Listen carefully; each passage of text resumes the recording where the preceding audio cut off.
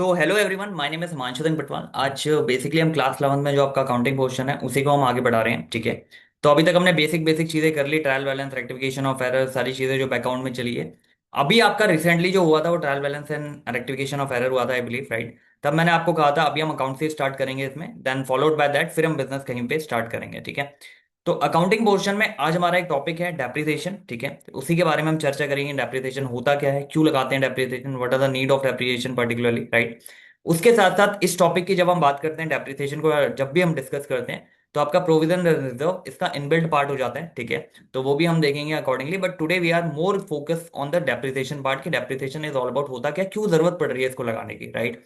तो उसी के बारे में हम चर्चा करते हैं। I will share my screen with you. देखो, तो सबसे पहले हम जब बात करते हैं तो मैंने आपको टॉपिक बताया भाई, डेप्रिसिएशन की जब हम बात करते हैं तो डेप्रिसिएशन के साथ प्रोविजन एंड रिजर्व इसके इनबिल्ट टॉपिक है। ठीक है। जो इनबिल्ट आने ही आने हैं, तो उसी के बारे में हम चर्चा करेंगे आज की डेप्रिसिएशन ऑल अबाउट है क्या। ठीक है। उसी के बारे में थोड़ा बैकग्राउंड बता देता हूँ। देखो, सबसे पहले कभी भी अगर आप बिजनेस स्टार्ट कर रहे हो, ठीक है, if you are doing a business, तो इस बिजनेस को करने के लिए, ठीक है, ठीक बात है मेरे को कैपिटल चाहिए, ठीक बात है मेरे को फैक्ट्री चाहिए, ठीक बात है मेरे को फिक्स एसेट चाहिए, ठीक बात है मेरे को मशीनरी चाहिए, हो सकता है मेरे को पर्टिकुलर कुछ राइट्स भी लेने पड़े, ठीक है, in the form of patent and all, right. तो ये मैं बिजनेस स्टार्ट मेरा हो गया यहाँ पे। ठीक है। I have started the business. अब क्या है, अब मेरे पास दुविधा आती है कि जब भी इस बिजनेस को, फॉर एग्जांपल मैं कोई प्रोडक्ट की मैन्युफैक्चरिंग कर रहा हूँ, ठीक है, आप कोई प्रोडक्ट बना रहे हो, इस प्रोडक्ट को मान लो शू मैन्युफैक्चर की आपकी वो है, मतलब फैक्ट्री डाली हुई है आपने। शू जब आप मैन्युफैक्चर कर रहे हो तो ऑब्वियसली इसमें काफी सारी आपकी मशीनरी यूज होती है, ठीक है, जो उसके शोल बनाने में काम आती है, ऊपर का कवर बनाने में काम आती है, लेसेस बनाने में काम आती है। तो यहाँ पे काफी सारी मेरी मशीन जो है यूज हो रही है। Are you getting my point. अब भाई सिंपल सी बात है, अगर मैं आज के दिन मैंने कोई बिजनेस स्टार्ट किया और मैं आज मशीन खरीद के लाया हूं, ठीक है, तो इस मशीन की, इस पर्टिकुलर मशीन की अगर मैं बात करूं तो इसकी कोई लाइफ होगी ना, कि भाई ये इतने साल तक मशीन जो है मेरे पास चल जाएगी। Are you getting my point. मान लो मैंने ये मशीन लगाई अपनी फैक्ट्री में, लाख रुपए देके, ठीक है, एक मशीन की बात कर रहा हूं पर्टिकुलरली, ऐसी काफी सारी मशीन अगर लगाई है, तो एक मशीन लाख रुपए की लगाई, ठीक है। तो एक तो तरीका ये है इसको दिखाने का कि भाई लाख रुपए का मैंने मशीन दिखाई, तो सीधा सीधा मैं क्या करूंगा, लाख रुपए का जब अपना पीएनएल बनाऊंगा, पीएनएल अकाउंट, तो यहाँ पे जब मेरा एक्सपेंसेस की फॉर्म आती है खर्चों की, या सीधा जो भी मशीनरी आ रही है वो लाख रुपए की यहाँ दिखा दूं, ठीक है। और मशीन एसेट्स में तो लाख रुपए की एक बार में दिखा दी, तो इससे क्या हुआ, इससे ये हुआ कि भाई मेरा जो भी एक्सपेंस था वो यहाँ पे फॉर्म हो गया। लेकिन हम एक्चुअल में ऐसा नहीं करते हैं। Are you getting my point. क्यों नहीं करते हैं? क्योंकि भाई इस मशीन को, ये पर्टिकुलर मशीन जो मैंने आज के दिन खरीदी है, बेशक आज के दिन मैंने इसको लाख रुपए में खरीदा है, राइट, लेकिन इसका बेनिफिट मुझे जो है, इसकी लाइफ पीरियड, जैसे इसमें एज्यूम करी थी हमने 10 साल इसकी लाइफ है, तो 10 साल तक इसका बेनिफिट मुझे मिल रहा है। तो इसमें क्या करता हूं, एक आपने मैचिंग कॉन्सेप्ट पढ़ा होगा, जब आपने अकाउंटिंग कॉन्सेप्ट पढ़ा होगा तो मैचिंग कॉन्सेप्ट पढ़ा होगा कि भैया आपका जो भी रेवेन्यू है वो एक्सपेंसेस से मैच करना चाहिए, मतलब वो दोनों सेम पीरियड के होने चाहिए, ठीक है। आपने यहाँ पे खर्चा कर दिया मशीन में कितना, लाख रुपए का, बिल्कुल ठीक बात है। तो क्या मैं इसको पर्टिकुलरली यहां दिखा दूं क्या पूरा लाख? अगर मैं लाख यहाँ पे दिखा दूंगा तो अगले साल आप एसेट्स में मशीन जीरो दिखाओगे। क्या आप ऐसा कर सकते हो? नहीं। मैं मशीन तो बिल्कुल दिखाऊंगा, क्योंकि मशीन मेरी कितने साल चलने वाली है, 10 साल। तो 10 साल तक मेरी बैलेंस शीट में वो मशीन रहेगी, unless otherwise. Are you getting my point. तो मैं इसको एक बार में पूरा एक्सपेंस यहां पे चार्ज नहीं कर सकता, right. We can't charge the whole expenses at one, ठीक है। इससे क्या होगा, एक तो मेरा ऑब्वियसली बात है, पीएनएल अकाउंट जब बना रहा हूँ यहाँ पे ही लाख रुपए आ गया, तो ऑब्वियसली इसके ज्यादा चांसेस है कि यहाँ पे आपका लॉस फॉर्म के निकल के आए, राइट। तो हम इसको ऐसा नहीं करते हैं। हम क्या करते हैं कि भाई इस मशीन का, जैसे लाख रुपए की मशीन है और इसको मेरे को 10 साल यूज करनी है पर्टिकुलरली, तो अगर मैं 10 से डिवाइड कर दूं तो करीबन 10-10 हजार के हिसाब से अगर मैं बात करूं, तो 10 हजार मेरा हर यूजेज हो रहा है। ये मैं सिंपल समझने की फॉर्म में बता रहा हूं आपको। 10 हजार का मैं हर साल यूज कर रहा हूं, तो जब मैं अपना पीएनएल बनाऊंगा ना हर साल का, तो वहां पे जो एक्सपेंसेस दिखाऊंगा वो यहां पे दिखाऊंगा पर्टिकुलरली 10 हजार। अब इस एक्सपेंस को नाम क्या दूं, इस एक्सपेंस को नाम क्या दूं, ठीक है। अब मैंने जब, अगर मान लो मैंने यहाँ पे लाइफ बनाई है कि 10 साल तक ये मशीन मेरी चलेगी, तो क्यों इसकी वैल्यू कम हो रही है? क्या इसकी वैल्यू लाख रुपए आज थी तो 10 साल बाद भी इसकी वैल्यू लाख रुपए ही नहीं रह सकती? क्या ऐसा नहीं हो सकता कि इसकी वैल्यू बराबर हो? नहीं। क्यों? क्योंकि एक तो ये यूज हो रही है, ठीक है, यूजेस के साथ जो वेयर टेयर आ रहा है इसमें, ठीक है, तो ऑब्वियसली बात है जितनी आप यूज करोगे उतना ही उसकी एफिशिएंसी जो क्या होगी, कम होती रहेगी, राइट। दूसरी चीज, यूजेज के साथ साथ टेक्नोलॉजी भी इंप्रूव हो जाएगी, ठीक है। 10 सालों में अगर आप बात करो तो टेक्नोलॉजी भी कुछ ना कुछ इंप्रूव होगी, ठीक है, तो वो इंप्रूव हो जाएगा। टाइम पास हो रहा है, टाइम जितना भी है वो पास ऑन हो रहा है, ठीक है। आपने 10 साल पहले जो चीज खरीदी थी ऑब्वियसली उसकी वैल्यू आज के टाइम पे कम रहेगी, राइट। एसेट्स के फॉर्म में बात कर रहे हैं। तो इसके लिए हम ये बोलते हैं कि भाई इस पे जो भी आप ये इसको अमोर्टाइज या इसको निकाल रहे हो, इसको नाम देंगे हम डेप्रिसिएशन, राइट। तो यहां पे आप लिखोगे टू डेप्रिसिएशन ऑन मशीन 10 हजार। Are you getting my point. अब ध्यान से सुनो, डेप्रिसिएशन का जन्म यहां पे इस वजह से हुआ कि भाई मेरे को अपनी जो कॉस्टिंग है, जो लाख रुपए मेरी अभी चली गई है, इसको मेरे को हर साल में तोड़ तोड़ के दिखाना है 10 सालों तक। तो 10-10 हजार में जो मैं हर साल अपने पीएनएल में से कम करता जा रहा हूं, इस 10 हजार को मैं नाम देता हूं क्या? Depreciation. Are you getting my point? यहां तक कॉन्सेप्ट समझ में आया कि डेप्रिसिएशन का कॉन्सेप्ट आया क्यों है?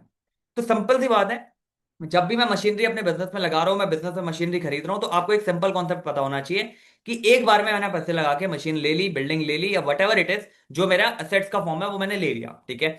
अब उसको पहले ही साल में मैं जीरो नहीं करता, क्योंकि उसका बेनिफिट मुझे एक से ज्यादा साल के लिए मिल रहा है, पहली चीज, राइट। एक से ज्यादा साल के लिए मिल रहा है, तो उसी जितने साल में मैं बेनिफिट ले रहा हूं, उतने ही साल में धीरे धीरे धीरे धीरे करके उसको कम करूंगा, ठीक है। That is called something called depreciation, ठीक है। उसी के बारे में हम यहां चर्चा करने वाले हैं कि डेप्रिसिएशन है क्या।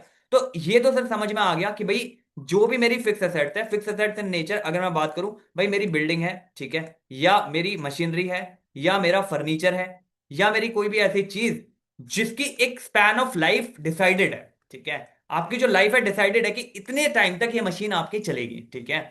तो अगर मेरी लाइफ डिसाइडेड है, अगर ये अनलिमिटेड चलेगी तो कोई इशू नहीं है। लेकिन अगर मेरी लाइफ ऑलरेडी डिसाइडेड है कि इतने साल तक ये चलेगी, तो उसी के हिसाब से मैं इसको क्या करता हूं, हर साल डेप्रिसिएशन ऑन करके अकॉर्डिंगली यहां पे लगा के इन जीरो करता हूं एट द एंड 10 ईयर में, राइट। अब ध्यान सुनना यहां पे, क्या डेप्रिसिएशन में, क्या डेप्रिसिएशन में कोई मेरी जेब से कैश जा रहा है क्या?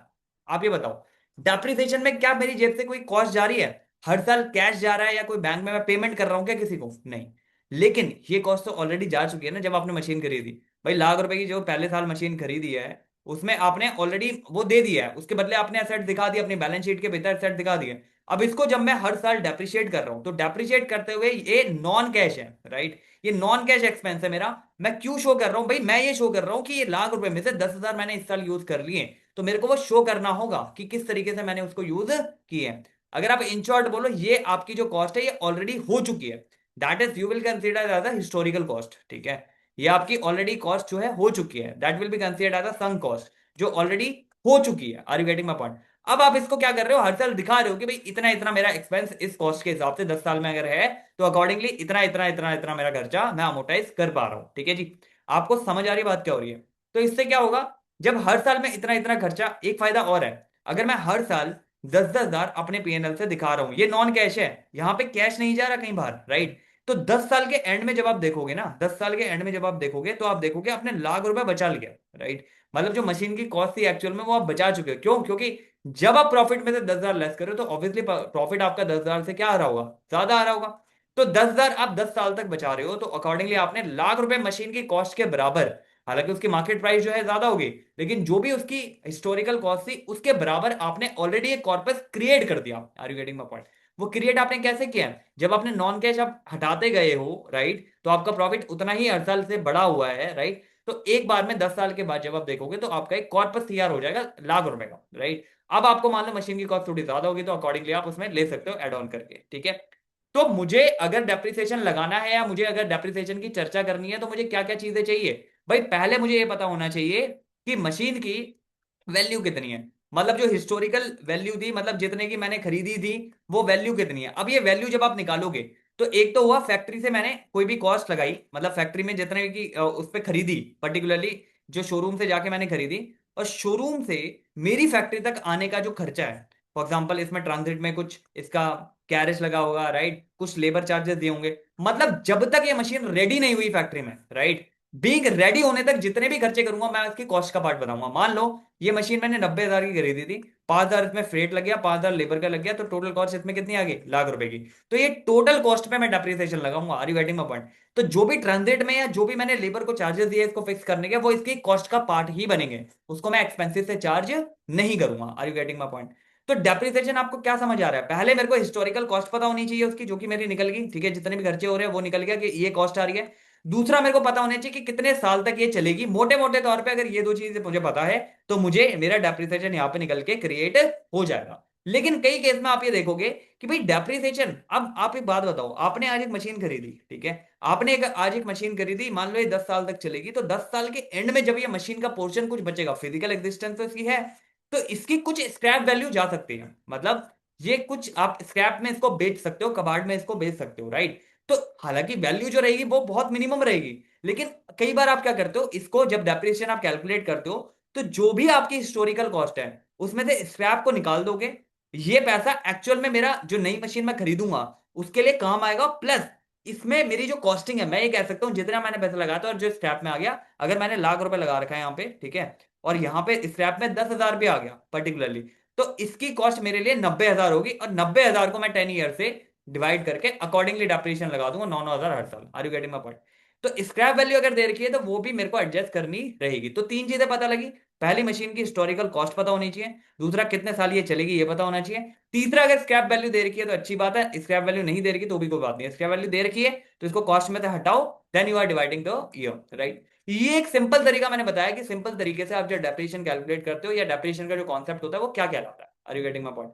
तो depreciation is all about this कि जितनी भी आपकी मशीन है, जितनी भी ईयर के लिए वो पर्टिकुलरली यूज हो रही है, उसको आप अकॉर्डिंगली हर साल उतना ही पर्टिकुलर पोर्शन अमाउंट जो है नॉन कैश की फॉर्म में आप उसे लगा देते हो, ठीक है। एंड लगाने के बाद हर साल वो प्रॉफिट से कम होता जा रहा है। अब आप देखोगे 10 साल के एंड में एक आपका कॉर्पस तैयार हो जाएगा, उतने ही अमाउंट का, जो लाख रुपए का है वो अमाउंट आपका कॉर्पस रेडी हो जाएगा। Are you getting my point? तो ये आपका डेप्रिसिएशन का कॉन्सेप्ट था, इस तरीके से हम डेप्रिसिएशन जो लगाते हैं। अब सवाल ये आता है कि भाई डेप्रिसिएशन हम लगाते किस किस में? फिक्स एसेट मैंने बताया कि फिक्स एसेट में आपका क्या आ गया भाई, मशीनरी आ गई फिक्स एसेट में आपकी, ठीक है। कोई फर्नीचर है वो आ गया आपका फिक्स एसेट में, ठीक है। आपने पर्टिकुलरली मान लो कोई एक स्पेशल कोई मशीन खरीदी है इसके लिए, वो आ गया। ये सारी चीजें जितनी भी टेंजिबल फॉर्म की चीजें हैं, right, whatever the tangible form, इन सब में डेप्रिसिएशन अप्लाई हो रहा है। और जितनी भी असेट्स है इन जनरल उस पे आपका डेप्रिसिएशन अप्लाई होता है, ठीक है। अब असेट्स में मेरी एक फॉर्म आ गई फिक्स एसेट्स की जिसमें टेंजिबल पार्ट है, मतलब जो मेरी फैक्ट्री में दिख रही है कि भाई ये मशीन पड़ी हुई है, ये बिल्डिंग पड़ी हुई है, फर्नीचर पड़ा हुआ है, इन पे मैं एक डेप्रिसिएशन लगा रहा हूं, उसको हम बोलते हैं डेप्रिसिएशन। अब पीछे से बच्चा कहता है कि यहाँ पे जब हम एसेट्स की बात करते हैं तो यहाँ पे ऑब्वियसली कुछ मेरी टेंजिबल होगी जो मुझे दिख रही है, कुछ मेरी इंटेंजिबल एसेट्स भी होती है, राइट, जो मुझे दिख नहीं रही लेकिन मैंने ली है बिजनेस के पर्पज के लिए, ठीक है। उसकी भी बात करेंगे, उस पर क्या लगता है, उस पर अगर डेप्रिसिएशन नहीं लगता तो उस पर क्या लग रहा है, ठीक है। और कई बार आप देखोगे कि नॉर्मल जैसे फॉर एग्जाम्पल कोल की अगर हम बात करें, कोल की एक्सट्रैक्शन जैसे आप करते हो माइनिंग के थ्रू, ठीक है, आप माइनिंग के थ्रू करते हो, ऑयल की एक्सटेंशन आप करते हो, ठीक है, जो क्रूड ऑयल होता है। तो जितनी भी ये माइनिंग चीजें हो रही है, ये पर्टिकुलर अगर हम माइनिंग की बात करें, इसकी बात कर लूं, चाहे मैं ये आप क्रूड ऑयल निकाल रहे हो उसकी बात कर ले, दोनों की जब आप बात करते हो तो इस पे आप डेप्रिसिएशन नहीं लगाते, इसको जो टर्म होती है वो बदल जाती है, उसके बारे में हम डिस्कस करेंगे कि वो टर्म एग्जैक्टली होती क्या है, क्या टर्म हम यहाँ पे यूज करेंगे एग्जैक्टली इसके लिए, कि भाई पर्टिकुलर जब हम इस कोल की बात करेंगे तो यहाँ पे क्या चीज यूज हो रही है। Are you getting my point? तो यहां तक आपको समझ आया कि क्या बात हो रही है डेप्रिसिएशन में। पर्टिकुलरली मोटे तौर पे हमारा जो डेप्रिसिएशन है वो हमारा फिक्स एसेट्स पे लगता है, वो फिक्स एसेट जो टेंजिबल फॉर्म में मुझे दिख रही है, ठीक है, वो फिक्स एसेट जो टेंजिबल फॉर्म में मुझे दिख रही है कि हाँ भाई ये पर्टिकुलर फिक्स एसेट है और ये पर्टिकुलरली मेरा अमाउंट इसमें लग रहा है। Are you getting my point? कहां से बात हो रही है आपकी? तो मोटे मोटे तौर पे आपको समझ आया कि डेप्रिसिएशन इज ऑल अबाउट होता क्या है। तो सिंपल आप समझोगे कि डेप्रिसिएशन की जब भी मैं बात कर रहा हूं यहाँ पे, तो डेप्रिसिएशन की एक चीज आप लेके चल लो, ठीक है। यहाँ पे मैं सिनॉप्सिस बनाता हूँ इसका पर्टिकुलरली। देखो, डेप्रिसिएशन की जब मैं बात करता हूं तो सबसे पहला डेप्रिसिएशन अगर मेरे को निकालना है तो मेरे को क्या चाहिए, असेट्स की कॉस्ट चाहिए पहली चीज, कि मेरे को कॉस्टिंग पता होनी चाहिए इसकी, ठीक है। ईयर पता होनी चाहिए कितने ईयर तक ये चलेंगे, अगर ये दो चीजें पता है तो मैं अकॉर्डिंगली डेप्रिसिएशन लगा दूंगा, स्क्रैप वैल्यू दी है तो उसमें लेस कर दूंगा, ठीक है। क्यों हो रहा है डेप्रिसिएशन भाई? सिंपल सी बात है, कोई भी रीजन हो सकता है। पहला, टाइम गैप हो रहा है, ठीक है, जब मैंने खरीदी थी और आज के ड्यूरेशन में काफी गैप हो गया, ठीक है, उसमें टेक्नोलॉजी इंप्रूवमेंट हुई होगी, तो टेक्नोलॉजी इंप्रूवमेंट की वजह से हो गया, राइट। और वेयर एंड टेयर की वजह से मेरा जो है ये लॉस हो रहा है, ठीक है। वेयर एंड टेयर का एक कॉन्सेप्ट आ गया, टाइम गैप हो गया, टेक्नोलॉजी हो गया, तो इसकी वजह से जो मशीन की यूजेज कॉस्ट है मैं डेप्रिसिएशन के फॉर्म में यहाँ पे दिखा रहा हूँ, ठीक है। अब मैंने यहाँ पे आपको जब डेप्रिसिएशन की चर्चा में कर रहा था तो मैंने आपको बताया था कि भाई जो डेप्रिसिएशन की फॉर्म जब हम बात करते हैं तो ये टेंजिबल असेट्स के लिए बात करता है, ठीक है। तो पीछे जब बच्चा खड़ा हुआ था वो कहता है सर इंटेंजिबल असेट्स भी तो होती है, मैंने बोला हाँ जी इंटेंजिबल असेट्स भी होती है, तो सर उस पे डेप्रिसिएशन नहीं लगता क्या? मैंने बोला नहीं बच्चे, उस पे डेप्रिसिएशन नहीं लगता, मतलब लगता है उस पे भी, राइट, उसकी भी वैल्यू होती है। मान लो आपने पेटेंट लिया, ठीक है, आपने पेटेंट लिया अपने बिजनेस के लिए पर्टिकुलरली, उस पेटेंट की एक लाइफ होती है कि 10 साल तक ये पेटेंट चलेगा, उसके बाद आपको उसे रिन्यू कराना होता है, ठीक है। पर्टिकुलरली 10 साल तक ये चलेगा आपका, तो इसकी एक लाइफ होगी। तो सर एक बात बताओ, ये जो इंटेंजिबल है इसमें अगर डेप्रिसिएशन नहीं लग रहा तो इसमें क्या लग रहा है? इसमें एक दूसरी टर्म यूज होती है जिसको हम बोलते हैं अमोटाइजेशन, राइट, अमोटाइजेशन। और ये तो होगी इंटेंजिबल, जिसमें आपका गुडविल का फॉर्म भी आ गया, जिसमें पर्टिकुलरली अगर हम बात करें आपका पेटेंट हो गया, राइट, कोई भी ऐसा राइट्स हो गया जो आपने लिया है जो दिख नहीं रहा लेकिन उसकी वजह से बिजनेस आपका चल रहा है, तो अगर आप उसको डेप्रिशिएट करोगे, उसको आप उसको depreciate word is not a correct word for that, तो उसको आप अमोटाइज करते हो हमेशा, राइट। ईयर ऑन ईयर जितनी भी ईयर उसकी लाइफ है अकॉर्डिंगली आप उसे अमोर्टाइज करोगे। एक थर्ड कॉन्सेप्ट और आता है आपका, जिसे हम बोलते हैं डिप्लीशन, ठीक है। तो डिप्लीशन का कॉन्सेप्ट क्या कहता है? डिप्लीशन ये कहता है भैया जितनी भी, मान लो जितनी भी चीजें आपकी एक्सट्रैक्शन वाली है, एक्सट्रैक्शन मतलब जो नेचुरल रिसोर्सेज से रिलेटेड है। तो जैसे मैंने ऊपर डिस्कस किया था, यहाँ पे आपका कोल माइन होगी, ठीक है, जहां पे माइनिंग हो रही है। ऑयल एक्सट्रैक्ट कर रहे हो आप, क्रूड ऑयल हो गया, वो आपका हो गया। जितनी भी ऐसी चीजें जो नेचुरल रिसोर्सेज से आप एक्सट्रैक्ट कर रहे हो, ठीक है, तो ऑब्वियसली इसमें डेप्रिसिएशन तो नहीं लग रहा। लेकिन इसमें जितना आप एक्सट्रैक्शन इसमें कर रहे हो, ऑब्वियसली बात है नेचुरल से आप कर रहे हो, उसकी भी तो कोई लिमिट होगी ना। तो उसकी जो भी लिमिट होगी अकॉर्डिंगली आप उस पर क्या लगाते हो? उस पर आप डिप्लीशन लगाते हो, राइट। उस पर पर्टिकुलरली क्या लगेगा? डिप्लीशन। उस पर जो वर्ड यूज होता है वो धीरे धीरे धीरे धीरे जो रिसोर्सेज आपके कम हो रहे हैं, इसको हम वेस्टिंग एसेट्स भी बोलते हैं पर्टिकुलरली। तो wasting assets is more of, you can consider जो भी एसेट्स उस माइनिंग प्रोसेस में आपकी यूज हो रही है, ठीक है, चाहे वो कुछ भी आप यूज कर रहे हो, और पर्टिकुलरली ओवरऑल उस माइनिंग को देखोगे आप कि उसमें लिमिटेड रिसोर्स है। अगर नेचुरल भी है तो वो लिमिटेड है। वो अगर आप डिग करते जा रहे हो, डिग करते जा रहे हो, और एक टाइम ऐसा आया आपने सब डिग कर लिया, पर्टिकुलरली सब निकाल लिया, राइट, उसकी भी एक शेल्फ लाइफ है, राइट। हालांकि वो इनफाइनेट होती है, करीबन आप देखोगे उसकी, आप बता नहीं सकते कि भाई इतने साल पर्टिकुलरली है।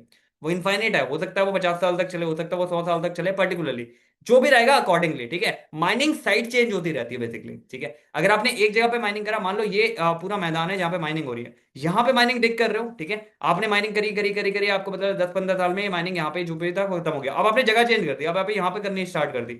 तो इसके अकॉर्डिंग उसकी जगह चेंज होती रहती है उस पर्टिकुलर एरिया में। Are you getting my point? But वो भी तो लिमिटेड है ना, वो लिमिटेड, ऐसा तो नहीं है कि वो चलता ही रहेगा। वो भी लिमिटेड रिसोर्स है हमारे पास। जैसे कोल की माइनिंग आप करते हो, या फिर क्रूड ऑयल आप निकाल रहे हो, राइट, चीजें निकाल रहे हो, जो भी एक्सट्रैक्शन वाला पार्ट हो गया नेचुरल सोर्सेज है। तो उस पे जब भी आप इसको रिड्यूस करते हो, उसकी वैल्यू कम करते हो, तो उसको हम बोलते हैं डिप्लीशन, राइट। और अमोर्टाइजेशन मैंने ऑलरेडी बताया आपको, जितनी भी आपकी इंटेंजिबल पार्ट हो जाएगी, ठीक है। इंटेंजिबल में क्या हो गया? सबसे प्यारा एग्जांपल आपको गुडविल का पता है, फिर पेटेंट का आपको पता है, कोई ट्रेडमार्क आपने ले रखा है। तो इनमें जब भी इनकी जितनी भी शेल्फ लाइफ दे रखी है, या इनकी जितनी भी लाइफ है अकॉर्डिंगली, उस लाइफ के हिसाब से जब आप इसको अमोर्टाइज करोगे, मतलब हर साल जितना भी आप इसे यूज करते जा रहे हो, वो आप अमोर्टाइजेशन में डालते जाओगे। Are you getting my point? उसके लिए डेप्रिसिएशन वर्ड यूज नहीं होता, अमोर्टाइज वर्ड यूज होता है। तो यहाँ पे एसेट्स के लिए मैंने तीन टर्म बता दिया आपको। एक बता दिया डेप्रिसिएशन, जितनी भी टेंजिबल फिक्स एसेट है उस पर डेप्रिसिएशन लग रहा है। एक बता दिया अमोर्टाइजेशन, अमोर्टाइजेशन जितनी भी इंटेंजिबल चीजें उस पर लग रहा है। और एक मैंने डिप्लीशन बता दिया। डिप्लीशन बेसिकली आपका जो भी नेचुरल रिसोर्सेज आप माइनिंग कर रहे हो, या क्रूड ऑयल एक्सट्रैक्ट कर रहे हो, जो भी एक्सट्रैक्शन वाली चीजें हैं उस पर आपका नेचुरल रिसोर्स से रिलेटेड जो भी चीजें हैं वहां डिप्लीशन लग रहा है। तो ये तीन तरह से जो मेरी एसेट्स की वैल्यू है वो कम हो रही है। तो आपको एक अंडरस्टैंडिंग हुई डेप्रिसिएशन के बारे में। अभी हमने प्रोविजन रिजर्व नहीं टच किए हैं, अभी ओनली डेप्रिसिएशन की चर्चा करी कि डेप्रिसिएशन होता क्या है, क्या क्या चीजें कंसिडरेबल होती है, डेप्रिसिएशन के दूसरे टर्म्स क्या है जो यूज होते हैं अदर अदर एसेट्स के लिए, जिसमें हम अमोर्टाइजेशन देखा है हमने, जिसमें हमने डिप्लीशन वाला देखा है। अब इसके कुछ क्वेश्चन देख लेते हैं, तो you will had understanding about कि what it's all about the depreciation है क्या, ठीक है। अब देखो, in financial accounting what does depreciation primarily represent? भाई डेप्रिसिएशन क्या रिप्रेजेंट कर रहा है इन चारों में से? एक सिस्टमैटिक एलोकेशन कर रहे हो आप डेप्रिसिएशन अमाउंट को and assets over a useful life. तो ऑब्वियसली बात है, ये सिस्टमैटिक क्या होता है भाई? सिंपल सी बात है, जो मैंने लाख रुपए वाला एग्जांपल दिया था, और ये 10 साल अगर चल रही है, और ये 10,000 में हर साल कर रहा हूं, तो एक सिस्टमैटिक हो गया ना भाई, 10 10 10 10 10 हर साल इसका जो है अमोटाइज कर रहा हूं मैं अकॉर्डिंगली, एंड देन अकॉर्डिंगली उसको प्रोसीड कर रहा हूं। तो इस सिस्टमैटिक एलोकेशन हो गया डेप्रिशिएबल अमाउंट का over the assets during its useful life. तो मेरे को उसकी कॉस्ट पता होनी चाहिए, दूसरा मेरे को उसकी लाइफ पता होनी चाहिए। अगर मेरे को ये दो चीजें पता है तो मैं ऑब्वियसली बात है डेप्रिसिएशन इसमें इजीली कैलकुलेट कर लूंगा, ठीक है। अदर ऑप्शन पढ़ सकते हो, फिजिकल एंड ऑल जो भी है। Which of the following general consideration in accounting cause depreciation? कौन सा इसमें से अगर जनरल कंसिडरेशन है अकाउंटिंग क्लॉज जब हम डेप्रिसिएशन की बात करते हैं? Market price fluctuation, obsolete due to technology advancement, ये एक तरीका हो सकता है, routine daily maintenance and cleaning, and an increase in the overall demand of the asset. तो यहां पे सबसे मेरे को क्या दिख रहा है? ऑब्सोल्फिन्स ड्यू टू टेक्नोलॉजी, मतलब जो भी असेट्स मैंने आज खरीदी थी, राइट, वो टेक्नोलॉजी की वजह से एक्सपायर हो गई है, या जो टाइम की वजह से, मान लो 5 साल पहले खरीदी और 5 साल बाद में अगर मेरे को वो मशीन यूज करनी है, तो it is not ready to use, right, because technology advancement already आ गया है। तो वो एक फॉर्म करता है कि भाई ये भी एक कॉजिट है एसेट्स का डेप्रिशिएट होने का। Are you getting my point? Normally आगे आप जब टैक्सेशन पढ़ोगे तो यू विल गेट अंडरस्टैंडिंग कि भाई कुछ चीजें ऐसी होती है जिसकी एक साल में वैल्यू आधी हो जाती है, राइट। यहाँ तो हम 10-10 5-5 साल तक चला रहे पर्टिकुलरली। तो वहां पे आप ये भी चीजें देखोगे, ठीक है, वो भी एक कंसिडरेबल चीजें होती हैं। तो विच of the following is true character sketch feature of depreciation? तो पढ़ो, इट्स अ कैश एक्सपेंस, ये तो पहली गलत हो गया। It applied on all type of long term assets including land, ये भी गलत है। It is non cash expense that doesn't involve any cash outlay, ये बिल्कुल करेक्ट है, नॉन कैश है और कभी भी इसमें कैश आउटले नहीं होता, वो बस हमारा एक कॉर्पस इकट्ठा रहता है, उतना उतना प्रॉफिट हमारा बचता जाता है, ताकि at the end of 10th year हमारा एक कॉर्पस तैयार हो जाए उतने ही अमाउंट का। और ये जो सेकंड पॉइंट इसने बोला है, इट अप्लाई ना all type of long term asset, बिल्कुल ठीक था, लेकिन इंक्लूड लैंड कर दिया, क्योंकि ध्यान रखना लैंड की वैल्यू हमेशा अप्रिशिएट होती है, उसकी वैल्यू कभी भी डेप्रिशिएट आपको नहीं मिलेगी। Are you getting my point? तो लैंड कभी भी डेप्रिसिएशन का पार्ट नहीं होता है, उसमें आप डेप्रिसिएशन नहीं लगाते हो। Are you getting my point? ठीक है जी, आगे बढ़ो। Which of the following are the scenario of the practical example? Which of the following scenario are the practical example of depreciable assets experiencing depreciation? देखो ध्यान सुनना, इनमें से कौन सा प्रैक्टिकल एग्जांपल है डेप्रिशिएबल असेट्स का जो एक्सपीरियंस करता है डेप्रिशिएबल, जो हम उसमें मतलब हर साल डेप्रिशिएशन लगा रहे हैं। तो परचेज कर रहे हो एक vacant plot of land, plot of land पे कभी भी डेप्रिशिएशन नहीं लगता है, ये ध्यान रखना। पेइंग करते हो आप रूटीनल जो भी oil changes charges and delivery van. एक इन्वेस्टमेंट करते हो शेयर में किसी कंपनी की, उसमें भी डेप्रिशिएशन नहीं होता, वैल्यू कम होती है उसकी, but that is not depreciation. यहाँ पे कोई डिलीवरी वैन खरीदी है, lose the book value over the 5 year on the regular wear and tear. तो ये बिल्कुल परफेक्ट मैच कर रहा है, वैन अगर खरीदी है आपके लिए एसेट्स है, और वेयर एंड टेयर 5 साल वैल्यू है, तो आप यूज करके हर साल उसकी कुछ ना कुछ वैल्यू कम कर रहे हो, ठीक है। Why does the financial accounting require the businesses to charge depreciation on a fixed asset? क्यों चार्ज कर रहे हो आप, क्या रीजन है इसको चार्ज करने का?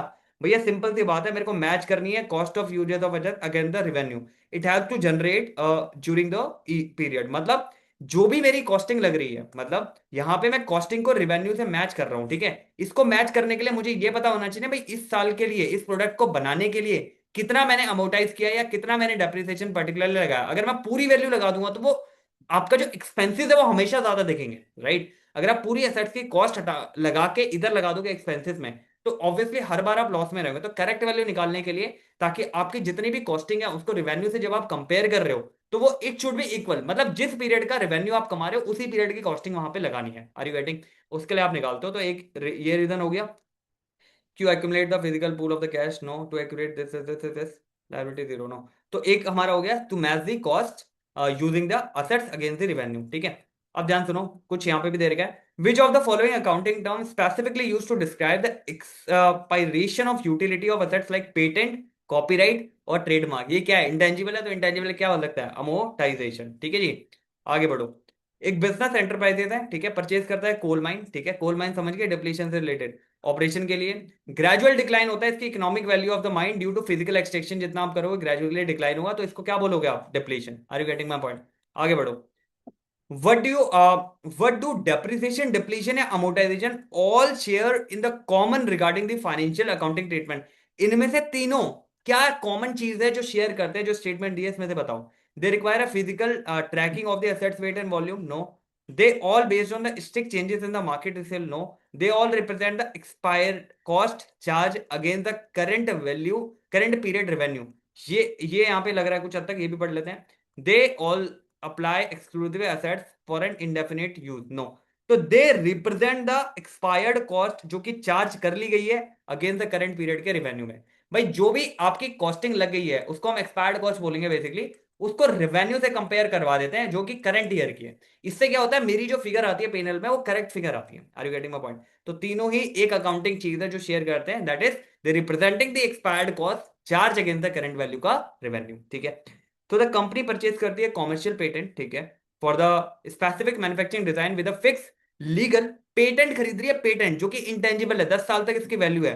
तो किस मेथड में आप इस एसेट को प्रोग्रेसिव रिटर्न डाउन करोगे, मतलब इसकी वैल्यू कम करते जाओगे, किस मेथड से? अमोर्टाइज कर दोगे ओवर 10 ईयर, डिप्लीशन कर दोगे नंबर ऑफ यूनिट प्रोड्यूस, या फिर डिप्लीशन लगाओगे डिमिनिशिंग से, या राइट ऑफ कर दोगे zero in the first year. तो मैं इसे क्या करूंगा? अमोर्टाइज करूंगा over 10 year of the useful life, because it is intangible. इस पे डेप्रिसिएशन नहीं लगेगा, ये क्या करूंगा मैं? Amortise. Are you getting my point? आगे बढ़ूं। Which of the following pairing correctly align with the assets category and the corresponding accounting? जो भी उसकी वैल्यू कर रहे हो, डेप्रिसिएशन लगा रहे हो आप उसमें। गुडविल में डिप्लीशन लगता है क्या? गुडविल में हमेशा अमोर्टाइजेशन लगता है। Are you getting? Plant and machinery में अमोर्टाइजेशन होता है क्या? प्लांट एंड मशीनरी में जैसे बताया था हमने हमेशा डेप्रिसिएशन लगता है। कोल माइन में डिप्लीशन लगता है क्या? बिल्कुल, कोल माइन में डिप्लीशन लगता है। कॉपीराइट में डेप्रीशिएशन लग जाएगा क्या? नहीं, अमोर्टाइजेशन लगेगा। Are you getting my point? तो आपको यहाँ पे अंडरस्टैंडिंग डेवलप कराने के लिए ये बताया गया ये लेक्चर, कि भाई आपको एक चीज पता लग जाए, इसको हटा देता हूं। आपको एक चीज पता लग जाए कि डेप्रिसिएशन की बात जब हम कर रहे हैं उसका क्या मतलब है, डिप्लीशन की जब बात कर रहे हैं उसका क्या मतलब है, अमोर्टाइजेशन की बात कर रहे हैं उसका क्या मतलब है, right. Now you will have an idea about the terms, right. आपको डेप्रिसिएशन स्टार्ट करने से पहले डेप्रिसिएशन के बारे में जो पता होना चाहिए था वो आपको पता है। Now we are starting with the further more, इनके जो अदर लेक्चर होंगे उसको हम स्टार्ट करेंगे। इसको डाइजेस्ट करो कि भाई डेप्रिसिएशन होता क्या है, ठीक है। इसके क्वेश्चन लगाओ कुछ अपनी तरफ से जो भी आपको लग रहा है, ठीक है, कुछ क्वेश्चन अपनी तरफ से लगाओ, then we will do the practical exposure of it. अब हम इसमें जो है मोस्ट प्रॉब्ली इसके मेथड्स करेंगे कि क्या मेथड्स होते हैं, किस तरीके से डेप्रिसिएशन कैलकुलेट होता है, प्रैक्टिकल एक्सपोजर क्या होता है उसका, वो सारी चीजें। अभी हमने एक बेसिक आइडिया ले लिया कि भाई डेप्रिसिएशन इट्स ऑल अबाउट क्या होता है, कौन कौन सी अदर टर्म्स इसमें यूज होती है, ठीक है। तो thank you so much for watching, right. And yeah यार just be cool and be calm, right. That is the most important thing in life, and ये सब चीजें चलती रहेंगी जो भी है, ठीक है। तो मिलते हैं नेक्स्ट लेक्चर में जल्द इसी के साथ, जो नेक्स्ट पार्ट इसका रहेगा। अभी आई थिंक हमने स्टार्ट किया है, तो that is the first part of it, right. Next part देखते हैं, इसमें जो भी आपका बनेगा अकॉर्डिंगली उसको आप देखना, ठीक है। तो yeah just take care and just be cool and be happy यार। Thank you for watching, take care.